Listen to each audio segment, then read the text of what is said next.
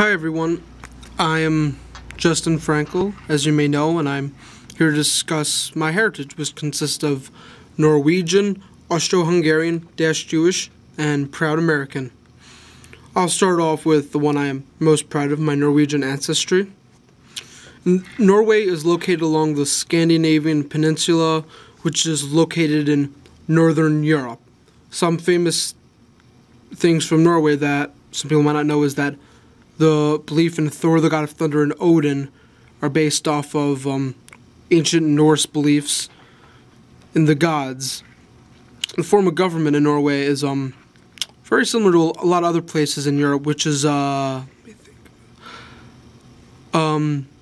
parliamentary monarch system, where you have king, queen, prince, princess, etc., but they really don't have as much power as the actual parliament, which is the part that actually does the work for them.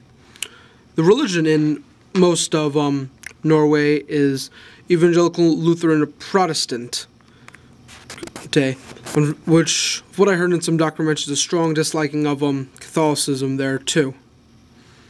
Art-wise, one of my favorite things about Norway, since I'm a huge metalhead, is Norwegian black metal, and they have a huge love of all types of metal too. Unfortunately, I have not heard much black metal. Now, I know they do have some controversial figures in the black metal scene. I think one of them is the lead singer of Gorgoroth, related to some church burnings, and I know I think there was an accusation of, I think the same dude, of killing one of his bandmates, supposedly by accident because they were drunk, but personally I don't trust that.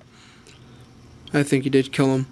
A common meal in Norway includes potatoes and grains, along with whale and fish, since they're an island nation. There's a lot of fishing, well, peninsula nation, they have a lot of fishing done. A lot of the people there are down-to-earth, casual. They don't tend to be overreact to things. Just something I've noticed, I think I've got from my Norwegian ancestry, which I like. Though, surprisingly, if they're down to earth, they don't have an emphasis on manners. Not that they're rude, it's not the biggest deal to them. So, kind of like that they don't overreact to that.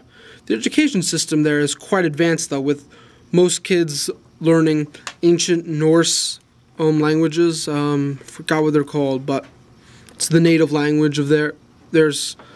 They also learn English as a mandatory secondary language, including Norwegian and their ancient language, and then they have an option to take a fourth language, which could be like German, French, Spanish.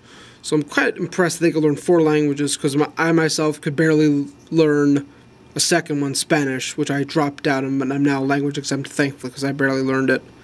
Though they're currently ranked 9th in the world, which is quite impressive, and they have a huge emphasis on education. I'm also surprised how respectful they are of their native Norwegians, as you may say, native Norwegian ancestors, unlike in America, where kind of just push them onto reservations and don't really care about them now. Well, now the next side, which is from my mother's side in Norway, was from my dad's side, which dates back to the Austro-Hungarian Kingdom. The Austro-Hungarian Kingdom existed between the 19th century and the early 20th century, where it collapsed after World War I into Austria-Hungary and a few other minor countries. Back then, it was quite interesting. It had a dual monarchy and a dual parliament, much like most of Europe, where one side of the country had a parliament and the other side did. One of the big problems with this is you have 2 different governments. It's kind of hard to make universal rules throughout the country. The main religion in there had about 5% Jewish, 4 Unitarian.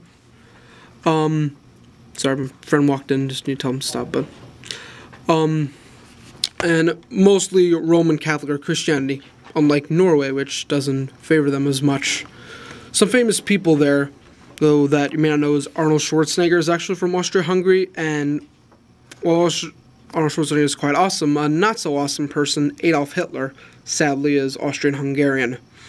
He grew up there and tried to become a painter, and he was rejected, and since he felt it was the Jews that rejected him because they were big in the arts there, it's kind of what turned him against them, unfortunately.